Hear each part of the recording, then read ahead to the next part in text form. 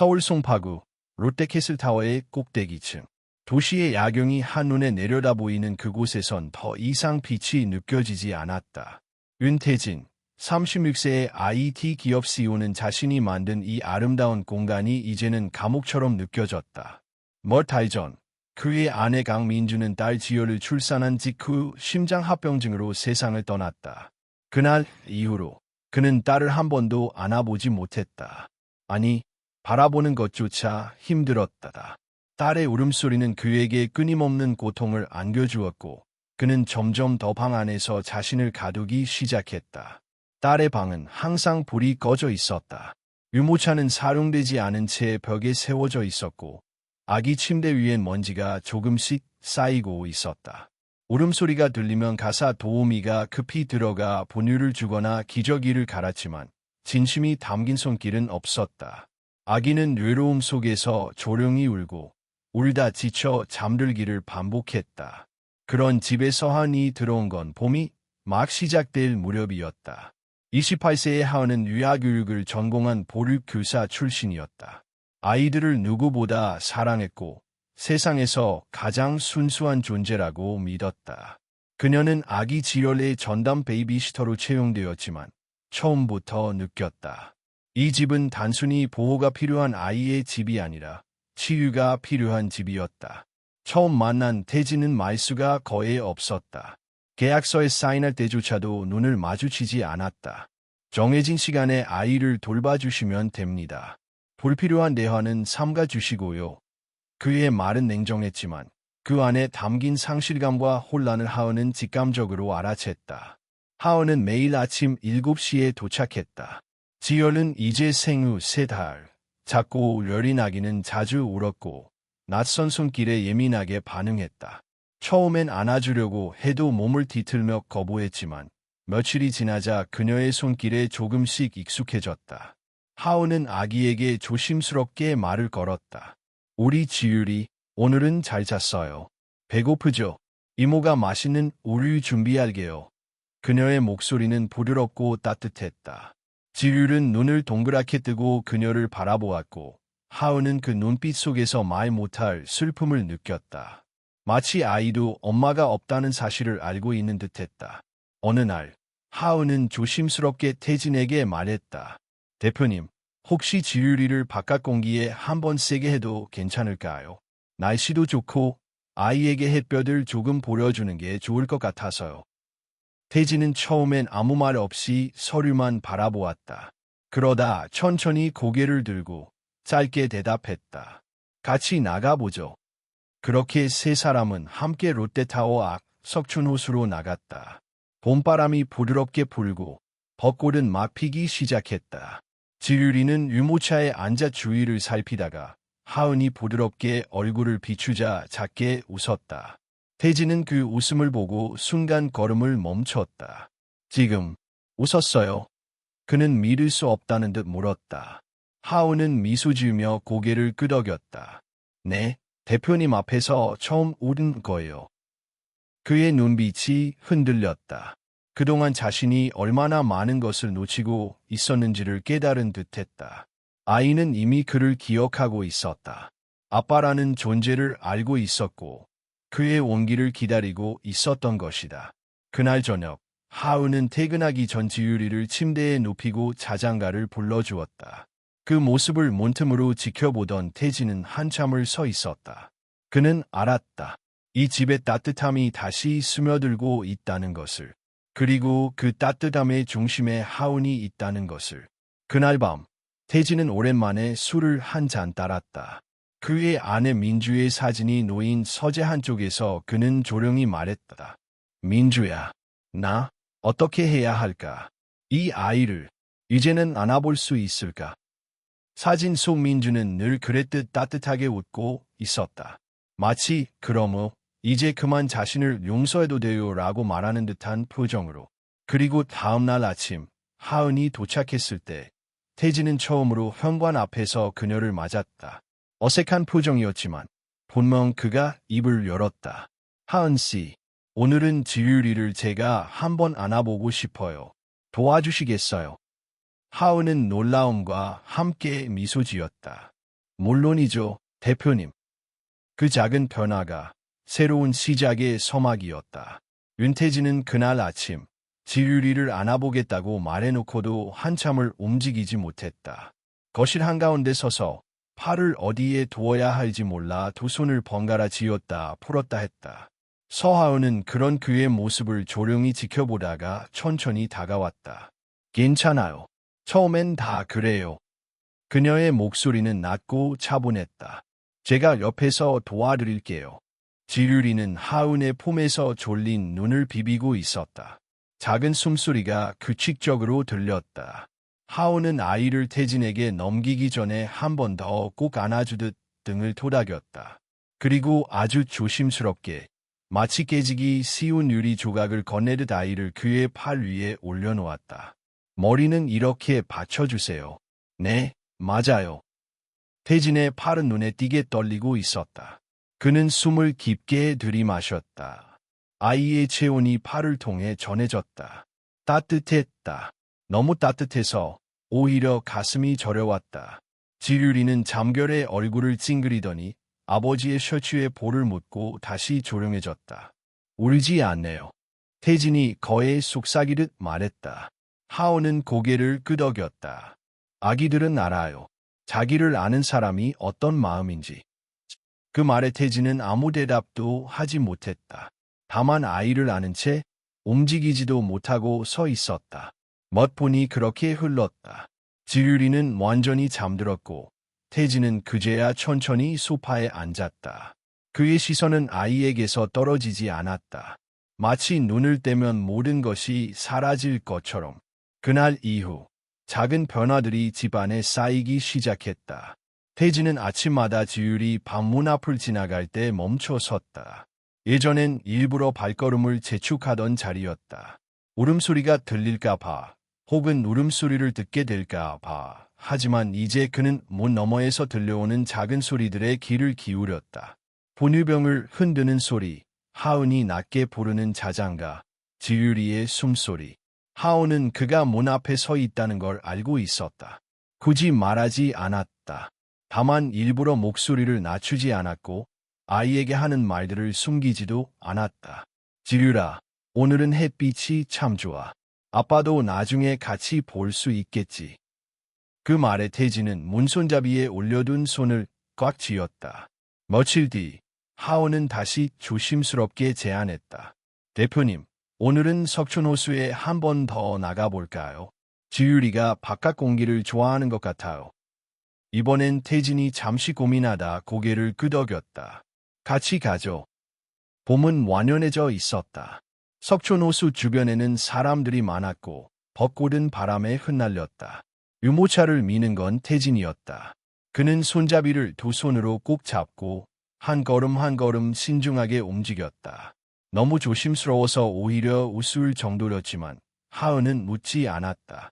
조금 더 편하게 밀어도 괜찮아요. 유모차가 생각보다 튼튼해요. 태진은 쑥스러운 듯 고개를 끄덕이며 힘을 조금 풀었다. 그 순간 지유리가 작게 소리를 냈다.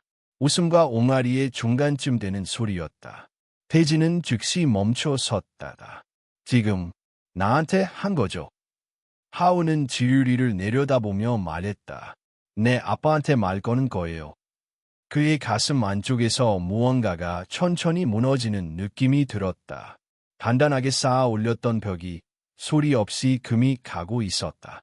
그는 아이의 얼굴을 더 가까이 들여다보았다.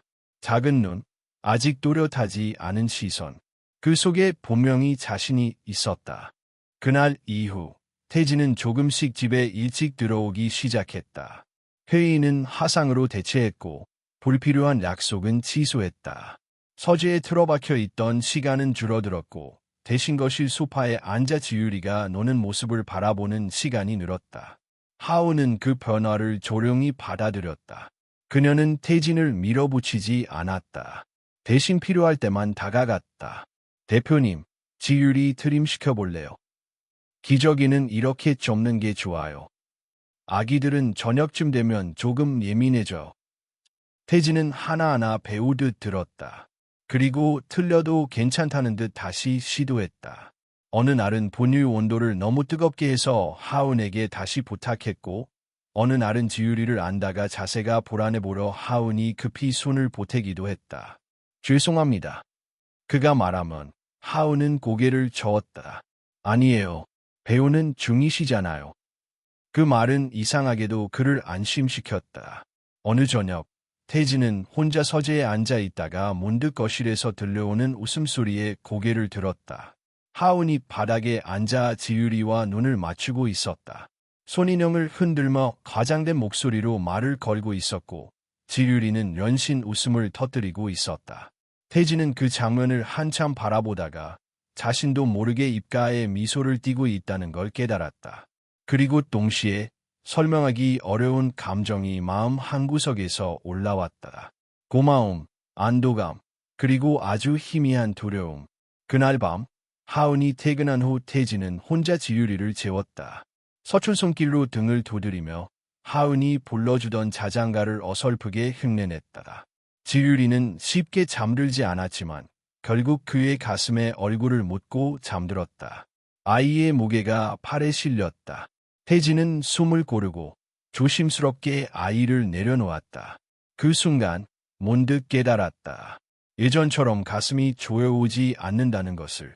여전히 아내 민주의 얼굴은 떠올랐지만 그 기억이 더 이상 그를 짓누르기만 하지는 않았다. 민주아. 그는 낮게 말했다. 나 조금은 괜찮아지고 있는 것 같아. 창밖에서는 봄비가 조용히 내리고 있었다. 집 안은 여전히 조용했지만 그 침묵은 더 이상 공허하지 않았다. 누군가의 숨결이, 누군가의 온기가 그 자리를 채우고 있었다. 그리고 태진은 아직 알지 못했다. 이 작은 변화들이 곧 더 큰 파도를 불러올 것이라는 것을. 그의 삶과 선택이 곧 많은 사람들의 시선 위에 놓이게 되리라는 것을. 하지만 지금 이 순간만큼은 그는 그저 한 아이의 아버지였다. 그리고 그 사실이 오랜만에 그를 숨쉬게 했다. 시간이 흐르면서 윤태진과 지율 사이에는 분명한 변화가 생기고 있었다. 여전히 서툴렀지만 태진은 아이의 요구를 알아차리는데 점점 익숙해졌다. 지율의 눈빛, 손짓, 울음소리에서 그는 무언가를 읽어내기 시작했다. 이제 졸리구나. 배고프지? 알았어. 금방 준비할게. 하우는 그런 태진의 변화를 누구보다 가까이에서 지켜보고 있었다. 아이에게 집중할 때 그의 눈빛은 더 이상 공허하지 않았고 손길은 조심스럽지만 따뜻했다. 가끔은 하은조차 놀랄 정도로 부드러운 목소리로 지율에게 말을 걸었다. 아빠 여기 있어요. 무서워하지 마. 하지만 세상은 언제나 그들의 속도대로만 흘러가지 않았다. 어느 날 오후, 하은이 지율과 함께 공원에서 산책을 마치고 펜트하우스로 돌아왔을 때였다. 로비에서 익숙한 얼굴을 마주쳤다. 하은도 바로 알아봤다. 은태진의 전처, 민주의 사촌 언니, 고지연이었다. 지연은 처음엔 하은을 위아래로 훑어보더니 억지로 미소를 지었다. 서한 씨죠. 소문은 익히 들었어요. 하은은 조심스럽게 고개를 숙였다. 반갑습니다. 지연은 곧장 본론으로 들어갔다. 지율이는 잘 있나요? 저희 집안에서도 걱정이 많았어요. 아무래도 민주 언니가 그렇게 된 후엔. 그녀는 일부러 말을 흐렸다. 하지만 그 말에 담긴 의미는 분명했다. 며칠 후 윤태진은 회사회의 후 한쪽으로 불려갔다. 지현과 민주의 또 다른 사촌, 미경이 기다리고 있었다. 태진 오빠, 우리 솔직히 말할게요. 요즘 회사에서도 말이 많아요. 하은 씨랑 너무 가까운 거 아니냐고. 민주 언니 떠난 지 1년도 안 됐잖아요. 사람들이 다 보고 있어요. 그 순간 태진은 무언가 찬물처럼 끼얹어지는 기분을 느꼈다. 그는 말없이 그들을 바라보다가 조용히 말했다. 그게 당신들과 무슨 상관이죠? 지현은 눈살을 찌푸렸다. 우린 가족이에요. 민주 언니의, 그 아이의 유가라고. 그 말이 사실이라는 걸 알면서도 태진은 묘한 반발심이 일었다. 그래서 당신들이 지율이 곁에 있어준 적이 있었나? 밤새 울 때, 열이 날 때, 옆에 있었던 건 누구였는데? 하지만 그는 아무 말도 하지 않았다. 입술을 굳게 다물고 회의실을 나섰다. 그날 저녁, 하은은 그가 평소보다 일찍 들어왔지만 유난히 말이 없다는 것을 느꼈다. 무슨 일 있으세요? 태진은 소파에 앉아 지유리의 사진이 담긴 액자를 바라보다가 말했다. 오늘 민주의 친척들을 만났어요. 하은은 잠시 멈췄다. 그리고 천천히 물었다. 뭐라고 하던가요? 내가 민주를 잊고 너무 빨리 앞으로 나아가고 있다고 하더군요. 당신과 나 사이에 대해 부적절하다고. 하은은 고개를 숙였다. 그런 말을 언젠가는 듣게 될 거라는 것을 알고 있었지만 막상 현실이 되자 마음이 무거웠다. 그들이 틀렸다는 걸 말하고 싶었어요. 당신이 우리를 어떻게 살게 했는지, 내가 얼마나 무너져 있었는지. 태진의 말이 점점 낮아졌다. 하지만 입이 떨어지지 않더군요. 말한다고 이해할 사람들이 아니었어요. 하은은 그를 바라보며 조용히 말했다. 대표님, 저를 변호하려 하지 않으셔도 돼요. 저는 민서 씨를 대신하려는 사람이 아니에요. 그럴 수도 없고. 그녀의 눈빛엔 단단함이 있었다. 다만 지유리가 사랑 속에서 자라도록 돕고 싶었고 당신이 다시 삶을 바라볼 수 있도록 곁에 있었던 것뿐이에요. 그 말은 태진의 마음속 무언가를 단단하게 건드렸다. 그는 하은의 손을 조용히 잡았다. 그게 나에게는 전부였어요. 당신이 없었다면 난 아마 지금도 저 서재에 숨어 있었을 거예요. 그날 밤 태진은 어머니인 노려사 윤영자에게 이 모든 이야기를 털어놓았다. 왕자는 잠시 말없이 아들의 이야기를 듣다가 천천히 고개를 끄덕였다. 나도 처음엔 놀랐단다. 민주를 잃은 지 얼마 안 된 시점이었으니까. 그런데 어느 날부터 은지가 웃기 시작했어. 내가 다시 아이의 눈을 바라보게 되었고 그녀는 하은을 떠올렸다. 그건 하은 씨가 온 이후였지. 엄마, 사람들이 뭐라고 해도 사람들은 언제나 말할 거야. 왕자가 잘났다. 중요한 건 너희가 어떤 가족이 되고 싶은지, 지유리에게 어떤 삶을 주고 싶은지야. 민주라면 이해했을까? 왕자는 오래된 앨범을 꺼내 테이블 위에 올려놓았다. 거기엔 민주의 어린 시절부터 결혼식까지의 사진이 있었다. 그녀는 그 중 하나를 집어들었다. 민주가 갓 태어난 지유리를 안고 있는 사진이었다. 환하게 웃는 민주의 얼굴은 여전히 생생했다. 그 아이는 누구보다 지유리를 사랑했어. 그리고 항상 다른 사람들의 행복을 먼저 생각했지. 지금 내가 하는 선택이 지유리와 너 자신을 위한 것이라면 민주도 고마워할 거야. 태진은 말없이 어머니의 손을 꼭 잡았다. 며칠 뒤 그는 결심했다. 소문에 맞서기보다 진심을 보여주기로. 그는 민주의 친척들을 집으로 초대했다. 그 자리에서 그는 지율의 성장 과정을 보여주었고 하은이 어떻게 아이를 돌봐왔는지 설명했다. 그는 말했다. 민주를 잊지 않았습니다. 하지만 지율이에게 필요한 건 사랑입니다. 하루하루, 지금 이 순간에 함께 있어주는 사람들, 그리고 그걸 해주는 사람이 바로 서한 씨입니다. 말이 끝났을 때 방 안은 조용했다. 일부는 여전히 고개를 갸웃했지만 몇몇은 그의 진심을 느낀 듯 조용히 고개를 끄덕였다. 그날 이후 하은은 여전히 조심스러웠지만 더 이상 물러서지 않았다.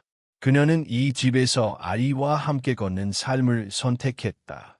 태진도 마찬가지였다. 그리고 그들이 모르는 사이 지율은 천천히 그리고 확실하게 아빠와 하은 이모를 이어주는 다리가 되고 있었다. 봄이 깊어갈수록 윤태진과 하은 그리고 지율의 일상은 점점 더 자연스러워졌다. 펜트하우스의 고요한 분위기는 따뜻함을 머금기 시작했고 벽에 걸린 사진들 사이로 작은 변화가 생겼다. 아직 민서의 사진은 거실 한켠을 지키고 있었지만 그 옆에 지율의 미소 짓는 사진이 하나둘 추가되었다. 어느 날 저녁 하은은 주방에서 지율의 이유식을 준비하고 있었다. 태진은 거실에서 노트북을 닫고 조용히 그녀를 바라보다가 말했다. 지율이 방 좀 바꿔보고 싶어. 하은은 고개를 들었다. 어떤 식으로요? 지금은 너무 기능적이잖아요.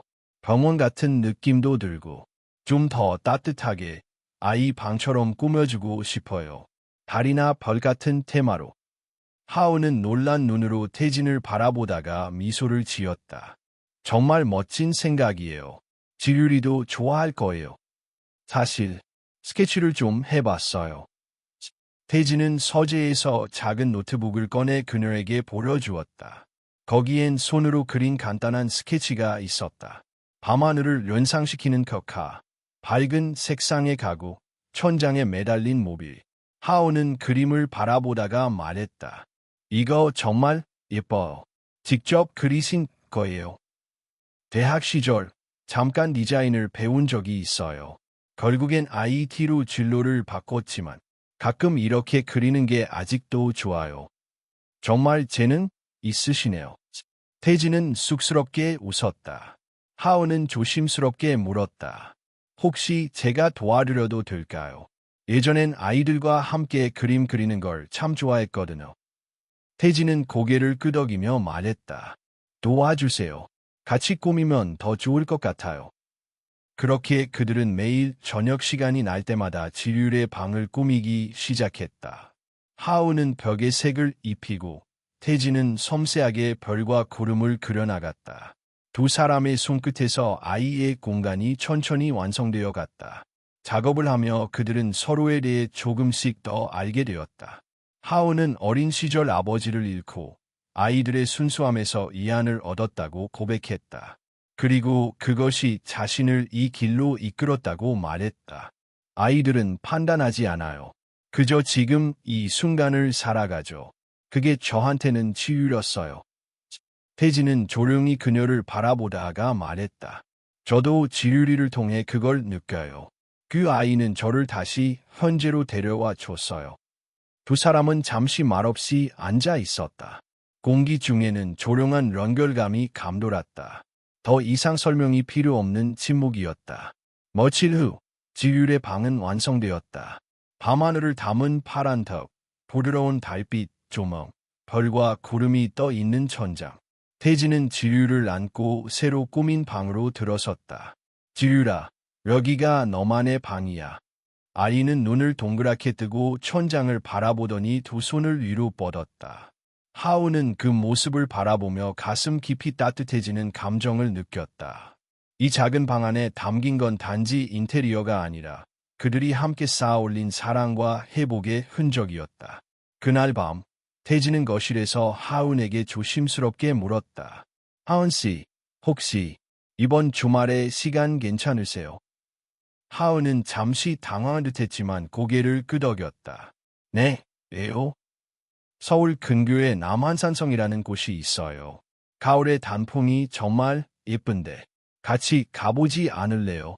지율이랑 셋이서. 하은은 놀란 표정을 지었다. 지금까지의 만남은 모두 아이를 위한 일상의 일부였고 이런 식의 제안은 처음이었다. 하지만 그녀는 그 제안 속에서 태진의 진심을 느꼈다. 단순한 나들이가 아니라 새로운 기억을 만들고 싶다는 의지. 좋아요. 지율이도 좋아할 거예요. 주말이 되자 그들은 일찍 차를 몰고 남한산성으로 향했다. 도심을 벗어나 자연 속으로 들어서자 하우는 긴장이 조금씩 풀리는 걸 느꼈다. 창밖으로 펼쳐진 붉게 물든 단풍이 아름다웠다. 민서 씨랑은 이런 곳 자주 가셨어요? 하은이 조심스럽게 물었다. 태진은 잠시 생각하다가 고개를 저었다. 아니요. 그녀는 바다를 더 좋아했어요. 우린 주로 동해나 제주도로 갔죠. 여긴 처음이에요. 그는 하운을 바라보며 덧붙였다. 새로운 추억을 만들고 싶었어요. 하운은 말없이 그를 바라보다가 작게 미소 지었다. 이 남자는 더 이상 어둠 속에 갇혀 있지 않았다. 그는 지금 새로운 삶을 선택하고 있었다. 산책로를 걷던 그들은 작은 전망대에 올랐다. 서울 시내가 한눈에 내려다보였다. 지율은 태진의 품에서 잠이 들었고 하은은 그의 옆에 조용히 섰다. 하은 씨. 태진의 목소리가 낮고 진지했다. 제가 하고 싶은 말이 있어요. 하은은 조심스럽게 그를 바라보았다. 처음 만났을 때 저는 살아있는 사람이 아니었어요. 그냥 숨만 쉬고 있었죠. 그땐 아이도 미래도 다 무서웠어요. 그는 지류를 꼭 아는 채 하은을 바라보았다. 그런데 당신이 우리 집에 들어오고 모든 게 달라졌어요. 하은은 숨을 멈췄다. 그 말 속에는 단순한 감사가 아닌 다른 무언가가 담겨 있었다. 하은 씨 덕분에 저는 다시 살아가고 싶어졌어요. 그리고 그 순간 하은의 심장은 조금 빨라졌다. 그녀는 자신도 모르게 시선을 돌렸다. 태진은 그 이상 아무 말도 하지 않았지만 그날 이후 하은은 그의 시선이 조금 달라졌다는 걸 느꼈다. 그들의 관계는 여전히 조심스럽고 천천히 나아갔지만 분명히 변화하고 있었다. 과거를 존중하면서도 새로운 감정이 싹트고 있었다. 그리고 그 감정은 그 누구도 예상하지 못한 방식으로 시험대에 오르게 될 준비를 하고 있었다. 남한산성에서의 하루가 지나고 펜트하우스는 한층 더 따뜻해진 느낌이었다. 지율은 새 방을 좋아했고 밤마다 별빛이 비치는 벽지를 바라보며 쉽게 잠이 들었다. 태진과 하은은 말없이도 통하는 관계로 가까워졌고 미묘한 감정의 줄이 서로를 잇고 있었다. 그러나 외부의 시선은 그렇게 온화하지 않았다. 하루는 태진이 평소보다 늦은 저녁에 집에 돌아왔다. 문을 열고 들어서는 그의 얼굴에는 평소와 다른 그림자가 드리워져 있었다. 하은은 지류를 재우고 나와 그를 맞았다. 무슨 일 있으셨어요? 그는 대답 대신 넥타이를 느슨히 풀며 소파에 앉았다. 잠시 말이 없던 그는 깊은 숨을 내쉬며 말했다. 오늘 민서의 사촌들을 회사에서 만났어요. 하은은 움찔했다. 그녀는 민서의 가족들에 대해 들어본 적이 있었다. 강남의 상류층, 겉으로는 세련되고 점잖지만 이면에는 견고한 편견과 기준이 숨어 있는 사람들이라고. 그분들이 뭐라고 하셨어요? 우연히 만난 것처럼 시작했지만 결국 말하고 싶었던 건 명확했어요. 당신은 민서의 기억을 더럽히고 있다고. 하은은 가슴이 무거워졌다. 예상하지 못한 말은 아니었지만 막상 들으니 그녀도 충격을 받았다. 그들은 우리가 너무 빨리 앞으로 나아가고 있다고 생각해요. 그리고 당신이 부모라는 사실도 문제 삼았죠. 태진은 조용히 하은을 바라보았다. 그녀의 눈 속에는 흔들림이 있었다. 제가 민서 씨의 자리를 대신하려는 게 아니라는 걸 아세요. 하은은 조용히 말했다. 알아요. 나도 당신이 그런 마음이 아니라는 걸 너무 잘 알아요. 하지만 세상은 그렇게 보지 않죠. 그날 밤, 하은은 쉽게 잠들지 못했다. 펜트하우스의 고요한 공간 속에서 그녀는 침대에 누워 천장을 바라보았다. 그녀의 존재가 태진과 지율에게 유로이자 새 시작이 되었음을 믿고 있었지만 외부의 시선은 그들을 단죄하려 하고 있었다. 며칠 후 롱자 료사가 조용히 하은의 방을 찾았다. 그녀의 얼굴에는 평소보다 더 깊은 주름과 묵직한 침묵이 배어 있었다. 들어가도 될까? 하은은 자리에서 일어나 공손히 맞이했다. 물론이죠, 어머님. 롱자 료사는 침대 끝에 앉았다. 한동안 말없이 손을 모은 채 앉아 있다가 입을 열었다. 사람들이 뭐라고 하는지 들었니? 하은은 고개를 끄덕였다. 네, 조금. 그게 다가 아닐 거다. 민서의 사촌들이 나에게도 전화를 했거든. 너에 대해, 그리고 태진에 대해. 하은은 숨을 들이마셨다. 그들이 틀렸다는 걸 증명하기 위해 애쓰지 마. 롱자 열사의 말에 하은은 놀랐다. 네. 민서는 내 딸이었고 아주 특별한 아이였지. 사람들 말대로라면 나는 누구보다 너와 태진 사이를 반대해야 할 거야. 하지만 롱자 열사는 잠시 시선을 창밖으로 돌렸다. 내가 본 건 지율이가 웃기 시작했다는 거야. 태진이 다시 삶을 살아가기 시작했고 그건 내가 온 뒤부터였어. 하은의 눈에 눈물이 맺혔다. 어머님. 민서는 자신보다 타인의 행복을 중요하게 여기는 아이였어. 그녀가 가장 바랐던 건 지율이가 사랑 속에서 자라는 거였지. 그런 면에서 너는 민서가 남기고 간 자리를 채운 게 아니라 전혀 새로운 따뜻함을 준 거야. 그녀는 하온의 손을 따뜻하게 잡았다. 너는 이 가족에 필요한 사람이야. 그 말은 하온의 마음 깊숙한 곳을 흔들었다. 어떤 논리나 확신보다도 진심이 느껴지는 말이었다. 다음 날, 태진은 단단한 결심을 내렸다. 그는 민서의 사촌들을 펜트하우스 저녁 식사에 초대했다. 물론 그들은 당황했지만 태진은 정중하게 말했다. 우리가 단지 소문 속의 사람이 아니라는 걸 보여주고 싶습니다. 제 가족을 직접 보세요. 식사 자리는 어색하게 시작되었지만 지유리의 순수한 말투와 태진의 진심 어린 말들, 하은의 차분한 태도는 서서히 분위기를 바꾸었다. 지유리에게 가장 중요한 건 안정감입니다. 저는 민서를 잊은 게 아니라 그녀가 원했던 방식대로 우리 딸을 사랑 속에 키우고 있을 뿐입니다. 지연은 여전히 고개를 끄덕이지 않았지만 미경은 말없이 지율과 하은을 바라보았다. 그 안에서 감정을 감춘 듯한 복잡한 표정이 스쳐갔다. 그날 밤 하은은 처음으로 태진의 옆에 앉아 조용히 와인을 나눴다. 두 사람 사이의 거리는 더 이상 불편하지 않았다. 서로를 향한 신뢰와 감정은 이제 설명하지 않아도 전해졌다. 고마워. 하은이 조용히 말했다. 뭐가요? 제 존재를 지켜줘서요. 태진은 고개를 저으며 말했다. 당신이 없었다면 나도, 지율이도 이렇게 웃을 수 없었을 거예요. 그러나 세상의 시선이 완전히 사라진 건 아니었다. 그리고 그들이 함께 나아가려는 길에는 아직 더 큰 시험이 기다리고 있었다. 펜트하우스에 조금씩 평화가 깃들고 있었다. 가족들 사이에 조심스럽게 피어난 신뢰와 애정은 따뜻한 공기처럼 집안을 감싸고 있었고, 지율은 하루하루 눈에 띄게 밝아졌다. 태진은 업무와 육아의 균형을 더 잘 맞춰가기 시작했고, 하은은 집안의 중심으로 자리 잡았다. 그러나 진짜 평화는 외부보다 내부에서 깨지는 법이었다. 하루는 늦은 밤, 하은이 지율의 방을 정리하고 나오려던 순간 그녀의 휴대폰에 익명 메시지가 도착했다. 내가 아무리 애쓰고 있어도 넌 결국 대체품일 뿐이야. 민서의 자리를 가질 수는 없어. 하은은 순간 심장이 철렁 내려앉았다. 익명 번호였다. 내용을 몇 번이나 다시 읽어봤지만 그 안에 담긴 냉기와 악의는 분명했다.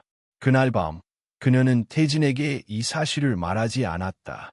그는 이미 충분히 많은 부담을 안고 있었고 그녀는 그를 더 걱정시키고 싶지 않았다.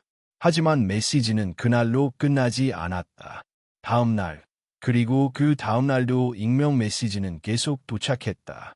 점점 더 노골적이고 공격적으로 변해갔다. 태진 씨도 언젠간 깨달을 거야. 넌 그저 지나가는 일호일 뿐이라는 걸. 지율이도 언젠가 내가 그녀의 진짜 엄마가 아니라는 걸 알게 되겠지. 하은은 심리적으로 점점 지쳐갔다. 낮에는 태연한 척 웃었지만 밤마다 메시지를 확인하고 다시 지우는 반복 속에 그녀의 마음은 조금씩 무너지고 있었다. 결국 어느 날 저녁 펜트하우스에 부엌에서 혼자 요리를 하던 그녀는 칼을 내려놓고 의자에 주저앉았다. 손이 떨리고 숨이 가빠졌다. 눈물이 저절로 흘러나왔다. 그 순간 태진이 집으로 들어섰고 그녀의 모습을 보고는 즉시 다가왔다. 하은 씨, 괜찮아요. 하은은 억지로 미소를 지었다. 괜찮아요. 그냥 좀 피곤해서. 하지만 태진은 그녀의 눈가에 번진 눈물을 보고 그녀가 거짓말을 하고 있다는 것을 눈치챘다. 그는 조심스럽게 그녀의 옆에 앉았다. 무슨 일이에요? 하은은 잠시 침묵하다가 결국 입을 열었다. 익명 메시지들, 그 내용, 그리고 그녀가 감정적으로 얼마나 흔들리고 있는지까지. 태진은 말을 잃은 채 그녀의 말을 조용히 들었다. 왜 지금까지 말 안 했어요? 당신에게 부담 주기 싫었어요. 이미 충분히 힘든데. 태진은 단호하게 말했다. 하은 씨가 힘든 건 나한테 가장 중요한 일이에요. 우리 가족이 됐다는 건 함께 감당한다는 뜻이잖아요. 그날 밤, 태진은 하은의 휴대폰을 통해 메시지를 추적하기 시작했다. 그는 IT 기업의 대표였다. 그의 기술력은 결코 가볍지 않았다. 몇 시간의 추적 끝에 발신자가 누구인지 알아냈다. 그 이름은 민서의 대학 동창이자 지현과 가까운 사이였던 여성, 서도련이었다. 그녀는 민서가 생전에 가까이 지냈던 몇 안 되는 사람 중 하나였고, 태진과 하은이 가까워지는 것을 못마땅하게 여겨왔다. 그녀는 민서와 나를 비교하며 늘 열등감을 느꼈던 사람이었어요. 민서가 당신과 결혼하고 좋은 삶을 살았다는 걸 질투했죠. 태진은 씁쓸하게 설명했다.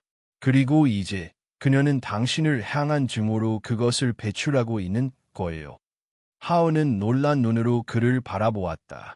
그녀는 민서를 진심으로 이해했던 사람이 아니었네요. 아니에요.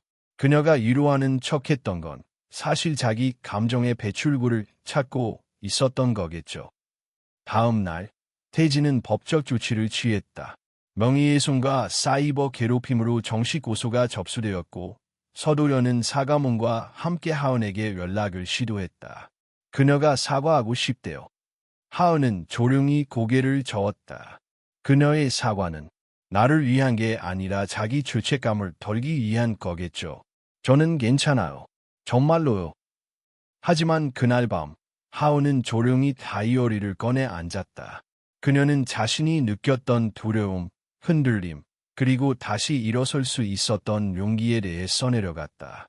그녀는 처음으로 가족이라는 단어를 적으며 미소 지었다.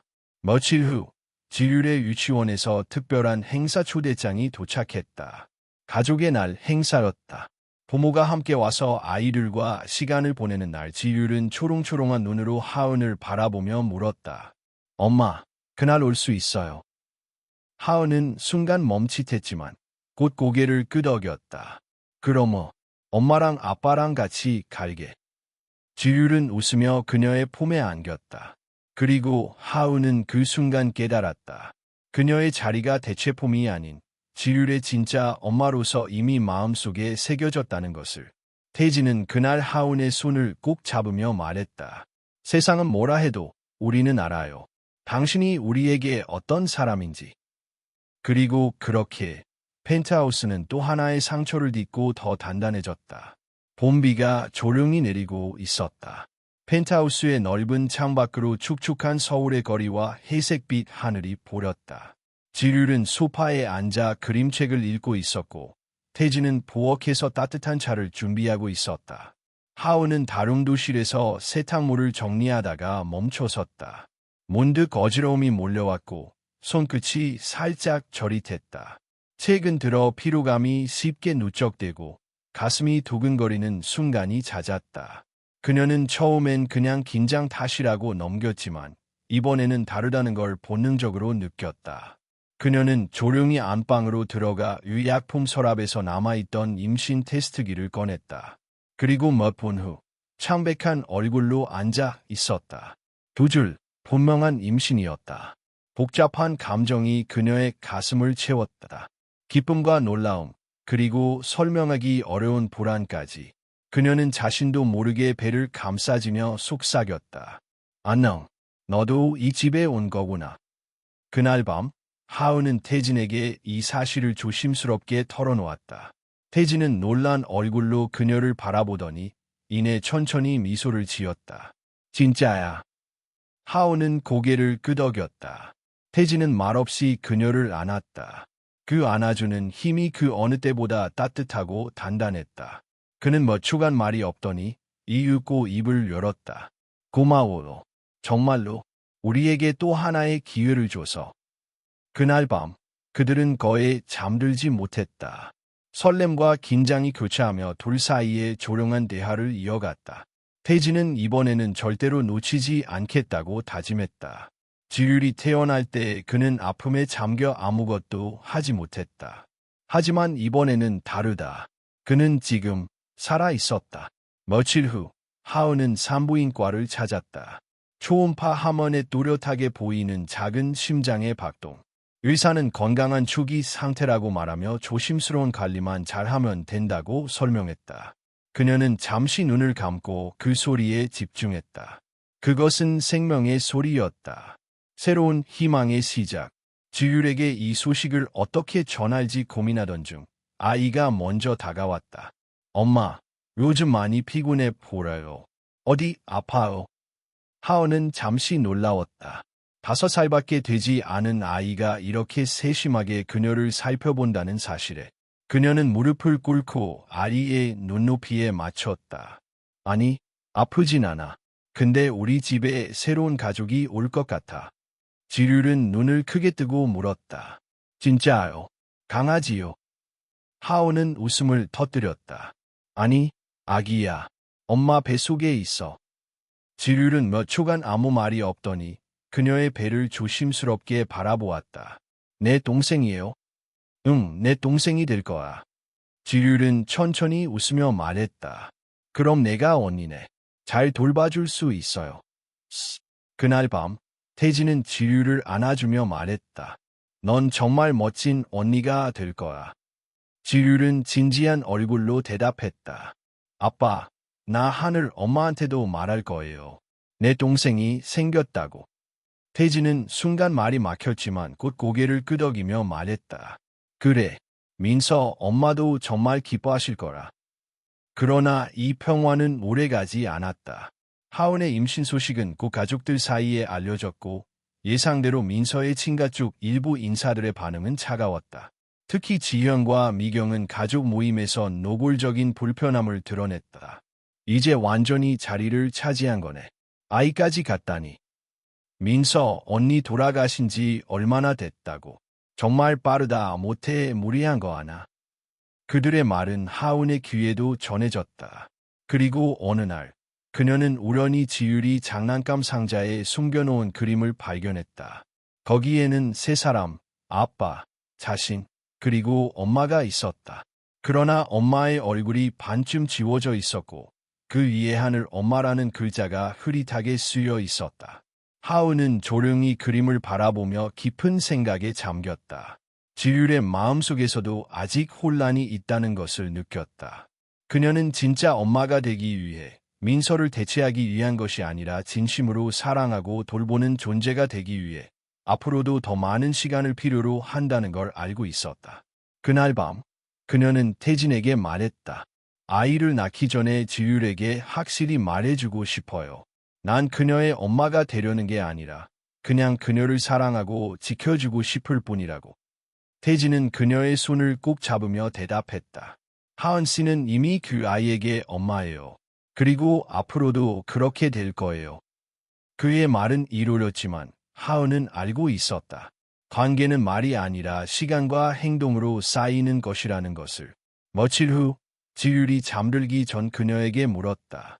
엄마, 내 동생도 하늘 엄마가 보고 있을까? 하은은 조용히 고개를 끄덕였다. 그럼 하늘 엄마는 언제나 너를 그리고 우리를 지켜보고 계셔. 지율은 이불을 끌어당기며 말했다. 그럼 나도 우리 아기 잘 지켜볼게요. 언니니까. 하은은 그녀를 조용히 안아주었다.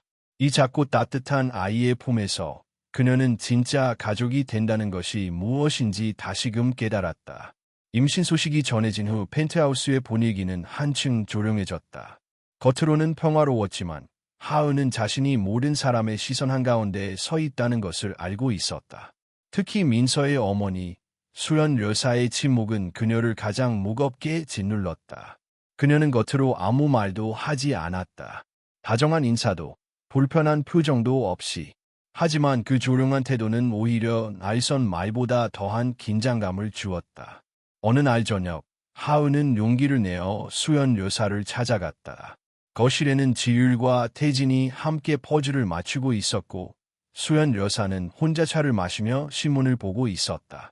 하은은 조심스레 말을 꺼냈다. 어머님, 잠시 말씀 나눠도 될까요? 수연 여사는 신문을 접고 고개를 들었다. 말없이 고개를 끄덕였다. 하은은 식탁에 앉으며 목소리를 가다듬었다. 저는 민서 씨의 자리를 대신하려는 마음은 없습니다. 그 누구도 그럴 수 없다는 걸 알고 있어요. 하지만 이 아이는 태진 씨와 제가 함께 맞이한 새로운 삶입니다. 죄송하지만 축복해 주실 수 있을까요? 수연 여사는 그녀를 뚫어지게 바라보다가 차잔을 천천히 내려놓았다. 난 아직도 내 딸이 방에서 나올 것 같은 기분이야.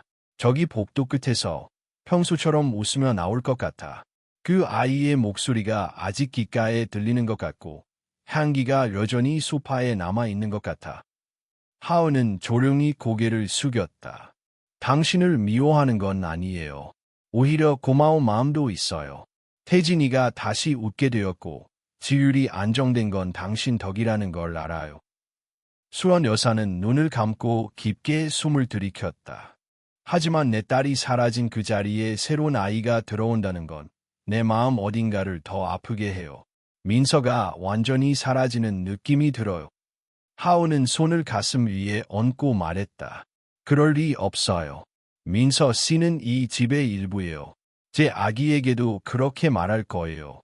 하늘 엄마가 늘 함께한다고. 수원 여사는 잠시 침묵하더니 고개를 끄덕였다. 시간이 필요할 거야. 나에게도, 우리 모두에게도.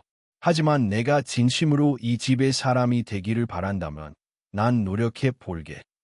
하은의 눈가에 눈물이 고렸다. 감사합니다, 어머님. 그로부터 며칠 후 하은은 다시 병원을 찾았다. 임신 16주차에 접어들며 아이의 모습은 더욱 뚜렷해졌고 산부인과 의사는 아기의 성별을 알려주었다. 아드님이네요. 건강하게 잘 자라고 있어요. 그 말을 들은 순간 하은은 묘한 감정을 느꼈다.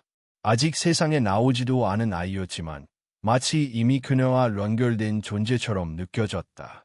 태진에게 이 소식을 전하자 그는 미소 지으며 말했다. 지율이 동생이 생겼다고 신났어요. 벌써부터 이름 짓겠다고 난리예요. 지율은 실제로 자신만의 이름 리스트를 만들고 있었다. 별빛, 작은 태양, 마음이 같은 아이답고 창의적인 이름들로 가득했다. 근데 난 준이라는 이름이 좋아요. 준은 착하고 멋진 남자가 될 것 같은 느낌이 들어요. 하은은 웃으며 물었다. 왜 그런 이름이 좋을까? 지율은 진지하게 대답했다. 엄마랑 아빠랑 나랑 같이 지켜줄 이름이잖아요. 특별하니까. 그녀의 말은 하은의 마음 깊은 곳을 울렸다. 그날 밤 하은과 태진은 아이의 이름을 준으로 결정했다. 민서와 지율, 그리고 하은과 태진. 모든 이들이 조금씩 연결된 이름이었다. 그러나 또 다른 그림자가 다가오고 있었다. 민서가 생전에 운영하던 자선재단에서 연락이 왔다. 하은이 아이를 임신한 사실이 외부로 알려지며 재단 이사들 사이에서 불편한 여론이 형성되기 시작했다. 김 대표가 너무 빠르게 움직이고 있다는 우려가 있습니다.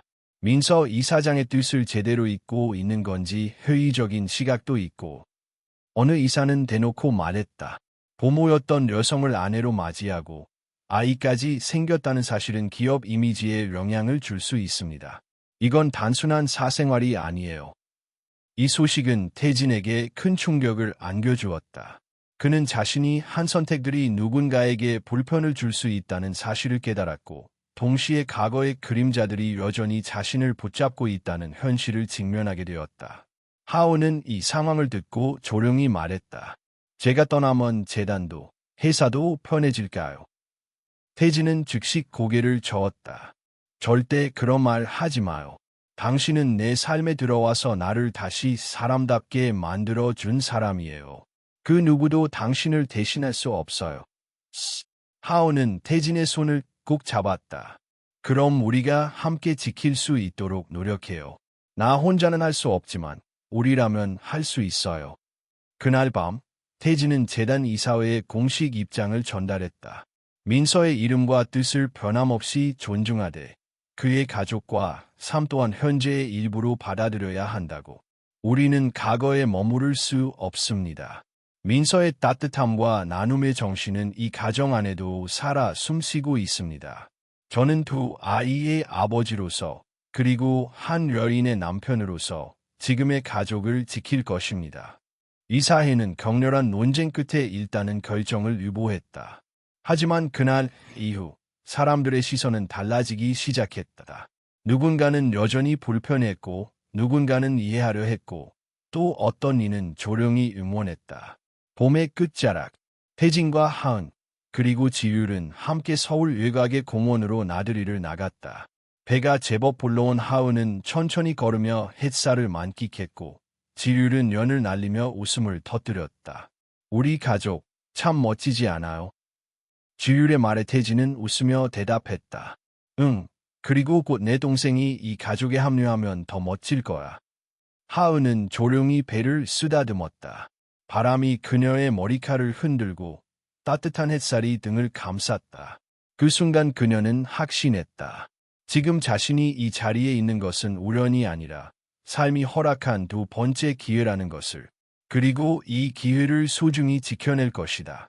어떤 그림자가 다가오더라도 여름의 한복판, 서울은 한낮이면 아스팔트 위로 열기가 아지랑이처럼 일렁였다. 하은은 점점 불러오는 배를 안고 느릿느릿 걸음을 옮겼다. 펜트하우스 내부는 에어컨 바람이 시원하게 돌고 있었지만 그녀는 요즘 부쩍 야외의 햇살을 그리워하게 되었다. 그날도 그녀는 테라스에 나가 있었다. 테라스 화분에는 태진이 직접 심은 허브와 민서가 생전에 좋아하던 라벤더가 어우러져 향긋한 냄새를 내뿜고 있었다. 지율은 유치원에서 돌아와 동생 준을 위해 그린 그림을 자랑하고 있었고 태진은 컴퓨터 앞에 앉아 회의 준비를 하고 있었다. 모든 것이 조용했고 평온해 보였다. 그러나 하은은 마음 한켠이 무거웠다. 그녀의 임신 사실이 외부에 알려지고 난 후 사람들의 시선은 이전보다 훨씬 더 미묘해졌다. 회사 주주층에서조차 누군가 대표님의 개인적 선택이 기업 이미지에 장기적으로 어떤 영향을 미칠지 우려된다는 발언이 나왔고, 일부 언론은 부모와의 로맨스, 재벌가의 또 다른 드라마라는 식으로 자극적인 제목을 뽑았다. 태진은 단호했다. 그는 어떤 외압에도 굴하지 않았고 하은을 향한 태도는 여전히 변함없었다. 오히려 더 조심스럽고 더 깊은 배려를 보여주었다. 하지만 하은은 점점 고립감을 느끼기 시작했다. 어느 날 그녀는 홀로 산부인과 검진에 갔다. 태진은 갑작스러운 해의 화상 미팅으로 동행하지 못했고 지율은 수련 여사가 돌보고 있었다. 의사는 웃으며 말했다. 아기도 건강하고 엄마도 체중 조절 잘하고 계시네요. 이제 30주 차니까 조심하시고 특히 스트레스 받지 않게 하세요. 하은은 고개를 끄덕였지만 병원을 나설 때쯤 눈시울이 붉어져 있었다. 엘리베이터 안, 그녀는 거울 속 자신의 얼굴을 바라보았다. 어느덧 자신도 모르게 깊은 눈가 주름이 생겼고 피곤이 짙게 내려앉아 있었다. 몸은 무겁고 마음은 더 무거웠다.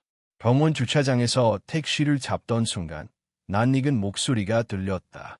윤하은 씨 맞으시죠? 고개를 돌리자 낯선 여성이 다가오고 있었다. 깔끔한 옷차림과 강한 눈빛을 가진 그 여인은 민서의 대학 동문이자 언론사에 근무 중인 기자였다. 실례인 줄 알지만 꼭 드리고 싶은 말이 있어서요. 혹시 잠시 이야기 나눌 수 있을까요? 하은은 본능적으로 경계했지만 무언가 피할 수 없는 기운을 느꼈다. 근처 카페로 자리를 옮긴 두 사람 사이엔 긴장감이 감돌았다. 기자는 명함을 건네며 말했다. 민서와 친했던 친구입니다. 그녀가 살아 있었다면 지금 이 상황을 어떻게 받아들였을지 궁금해서요. 하은은 눈을 마주치지 않았다. 민서는 당신이 알지 못하는 고통 속에서도 자신을 지키던 사람이었어요. 그녀가 태진 씨와 함께한 시간을, 그리고 지유를 얼마나 소중히 여겼는지 저는 압니다. 그래서 궁금했습니다. 그녀가 떠난 지 불과 몇 달 만에 어떻게 이런 일이 가능했는지요. 하은은 차가 식어가는 걸 보며 대답했다. 저도 그녀를 대신하려 한 적 없습니다. 다만 누군가는 태진 씨와 지율이 완전히 무너지는 걸 막아야 했어요. 저는 그 곁에 있었을 뿐입니다. 기자는 잠시 말을 멈췄다가 물었다. 사랑이었나요? 원민이 아니라. 하은은 조용히 고개를 끄덕였다. 네, 런민으로는 이런 시간을 견딜 수 없어요. 서로가 서로를 진심으로 바라보았기 때문에 가능한 일이었습니다. 기자는 더 이상 묻지 않았다. 대신 조용히 일어나 말했다. 혹시라도 이 이야기를 기사할 생각은 없지만 누군가는 진실을 알고 있어야 한다고 생각했습니다. 좋은 하루 되세요. 하은은 그 자리에 혼자 남았다. 차가운 커피잔, 그리고 테이블 아래로 떨어진 아이의 그림 조각 하나. 그녀는 그것을 주워들며 중얼거렸다. 이 삶이 누군가에겐 이해되지 않을지라도 우리가 만든 이 가족은 진짜야. 며칠 후 수런 여사가 먼저 하은을 부르더니 함께 식사하자고 했다. 예상치 못한 제안에 하은은 약간 놀랐지만 고개를 끄덕였다. 식사 자리에서 수연은 평소보다 한층 부드러웠다. 지율이 그림일기를 보여주더라. 동생을 기다리는 게 얼마나 설레는지 매일매일 적고 있더구나. 하은은 미소 지었다. 지율이는 마음이 참 따뜻해요. 민서 씨가 그렇게 키우신 거겠죠. 수련은 젓가락을 내려놓으며 조용히 말했다. 나도 이제야 좀 받아들이게 됐어. 민서가 원했던 건 단순한 기억의 보존이 아니라 지율과 태진이가 계속 사랑 속에 살아가는 거였다는 걸. 하은의 눈가가 붉어졌다. 정말 그렇게 생각해 주신다면 저도 더 이상 두렵지 않아요. 수런은 고개를 끄덕였다. 하지만 부탁 하나만 들어줘요. 말씀하세요. 아기가 태어나면 민서에게도 소개해주면 좋겠어. 그녀가 잠들어 있는 곳에. 하은은 깊게 숨을 들이켰다. 그렇게 할게요. 반드시. 그리고 마침내 가을이 시작되던 어느 새벽, 하은은 진통을 느꼈다. 태진은 미리 준비해둔 가방을 챙기며 병원으로 그녀를 데려갔다. 수원 여사는 지율과 함께 펜트하우스에 남아 있었다. 본만치란 하은은 극심한 통증 속에서도 정신을 놓지 않았다. 그녀는 이 아이가 단순한 생명이 아니라 모두의 사랑과 용기가 모인 결정체임을 알고 있었다. 몇 시간 후 아기의 울음소리가 병원 복도에 울려 퍼졌다. 태진은 떨리는 손으로 아기를 품에 안았다. 작고 따뜻한 존재. 그 속에서 그는 민서의 눈, 지율의 웃음, 하은의 손길을 모두 느낄 수 있었다. 하은은 눈물에 젖은 목소리로 속삭였다. 안녕, 준아. 우리 기다렸어. 정말 오래 기다렸단다. 병원 퇴원 후 처음 맞이한 주말, 가족은 조용한 시간을 보내고 있었다. 태진은 하은과 갓 태어난 아들 준이 함께 머무는 방에 조심스레 들어갔다. 창문으로 가을 햇살이 부드럽게 쏟아졌고 커튼 사이로 은은한 바람이 불어왔다. 하은은 졸린 눈으로 아기를 품에 안고 있었다. 그녀는 아기의 머리카락을 쓰다듬으며 살짝 웃었다. 태진 씨, 얘는 꼭 태어날 때부터 우리였던 것 같아요. 처음 본 순간 낯설지가 않았어요. 태진은 그녀 옆에 앉으며 조용히 고개를 끄덕였다. 나도 그랬어요. 손에 안았을 때 이상하게 익숙했어요. 오래전부터 알고 있던 얼굴처럼. 그는 하은의 손등을 감싸며 속삭이듯 말했다. 고마워요. 당신이 없었더라면 나는 아마 이 아이를 마주할 용기조차 내지 못했을 거예요. 하은은 고개를 저으며 답했다. 그건 당신이 해낸 거예요. 나는 그저 옆에서 지켜봤을 뿐이에요. 그들은 그렇게 한참을 말없이 아기 얼굴을 바라보았다. 모든 게 조용했고 모든 게 충만했다. 며칠 뒤 지율은 동생 준을 처음으로 품에 안았다. 수런 여사가 조심스럽게 아이를 지율 품에 안겨주자 지율은 숨소리마저 줄이며 바라보았다. 이름이 준이야? 지율이 묻자 하은이 고개를 끄덕였다. 응, 준. 넌 이제 누나야. 지율은 진지한 얼굴로 동생을 바라보다가 조심스럽게 말했다. 나 하늘 엄마한테도 알려주고 싶어. 우리 동생이 태어났다고. 하은은 순간 놀랐지만 곧 미소를 지었다. 그래, 지율아. 그럼 우리 같이 가자. 엄마한테 이야기하러. 며칠 후 가족은 모두 함께 민서가 잠든 납골당을 찾았다. 가을의 말미, 은행잎이 바닥에 수북이 쌓여 있었고 공기는 한결 차가워졌다. 하은은 아이를 품에 안고 지율은 꽃을 들고 태진의 손을 잡았다. 수원 여사는 민서의 사진 앞에 무릎을 꿇고 조용히 기도했다. 태진은 딸을 바라보며 말했다. 지율아, 엄마에게 하고 싶은 말 있으면 해도 돼. 지율은 꽃을 조심스럽게 내려놓고 사진을 바라보았다. 하늘 엄마, 우리 동생이 태어났어요. 이름은 준이에요.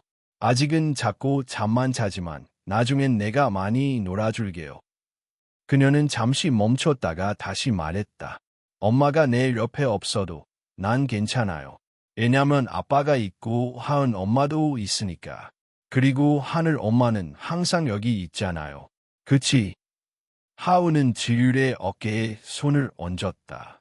태진은 눈시울이 붉어졌다. 수원 여사는 자리에서 일어나 하은에게 다가왔다. 이 아이도 이젠 민서의 일부야. 그녀가 남긴 사랑이 다른 모습으로 돌아온 거지. 하은은 조용히 고개를 끄덕였다. 저도 그렇게 믿어요. 이 아이가 민서 씨에게도 받아들여질 수 있기를 늘 바라고 있었어요. 그녀는 아기를 안은 채 민서의 사진 앞에 섰다. 민서 씨, 고맙습니다. 당신이 남긴 자리를 제가 감히 채우려 하지는 않아요. 하지만 이 가족을 지키고 싶었어요. 그리고 이제는 함께 당신을 기억하며 살아가고 싶습니다. 바람이 살짝 불어오며 누군가의 대답처럼 나뭇잎이 흔들렸다. 모든 이가 잠시 조용히 그 공간에 머물렀다. 겨울이 오기 전 펜트하우스는 또 한 번 변화를 맞이했다. 준의 방이 새로 마련되었고 지율은 어린이집을 졸업해 초등학교 입학 준비를 시작했다. 그녀는 요즘 부쩍 더 동생을 챙기려 했다. 어느 날 저녁, 가족이 모두 거실에 모여 앉아있을 때 지율이 갑자기 말했다. 우리 가족 소개하는 노래 만들었어요. 들어보실래요? 모두 웃으며 고개를 끄덕이자 지율은 작고 맑은 목소리로 불렀다. 아빠는 듬직하고 하은 엄마는 따뜻해요. 지율이는 씩씩하고 준이는 귀염둥이. 우리는 모두 다른 이름이지만 같이 웃는 게 제일 좋아요. 노래가 끝났을 때 거실에는 조용한 박수가 울려 퍼졌다. 태진은 아이를 안고 하은은 눈가를 닦으며 말했다. 정말 우리 가족만의 노래네. 수원 여사는 잠시 말이 없다가 따뜻하게 웃었다. 이 가족이 여기까지 오기까지 정말 많은 시간이 필요했구나. 봄이 오고 민서의 기일이 다가왔다. 태진은 특별한 결정을 내렸다. 그는 민서의 이름을 딴 장학재단을 설립하고 아동 심리상담 및 보호자를 잃은 아이들을 위한 교육 프로그램을 기획했다. 하은은 그 재단의 운영을 함께 맡았다. 개소식 날, 그는 단상에 올라 짧은 연설을 했다. 민서는 사랑이 많은 사람이었습니다. 그녀가 남긴 따뜻함을 이제는 더 많은 아이들과 나누고 싶습니다. 저희 가족은 상실을 통해 다시 사랑을 배웠고 그 사랑이 또 다른 희망이 되길 바랍니다. 하은과 지율, 그리고 아기 준은 그의 옆에 서 있었다. 그날 밤 모두가 잠든 후 태진과 하은은 테라스 위에 나란히 앉았다. 서울의 밤하늘은 고요했고 별빛이 희미하게 반짝였다. 하은은 조용히 말했다. 태진 씨, 우리 정말 가족이 되었네요. 태진은 그녀의 손을 꼭 잡으며 대답했다. 가족은 처음부터 완벽한 게 아니라 함께 만들어가는 거니까요. 그는 그녀를 바라보며 덧붙였다. 당신이 우리 삶에 들어와줘서 나는 두 번째 인생을 시작할 수 있었어요. 하은은 그의 어깨에 기대며 속삭였다. 그리고 이제는 세 번째 인생이 시작된 것 같아요. 네 명이 함께하는 인생. 태진은 웃으며 말했다. 다음은 5명이 될 수도 있고. 그들은 서로를 바라보며 조용히 웃었다. 밤하늘 저 멀리 유난히 밝은 별 하나가 그들을 비추고 있었다. 과거와 현재, 그리고 미래를 이어주는 듯한 빛이었다. 그 별빛 아래 그들은 다시 한 번 가족이 되었다.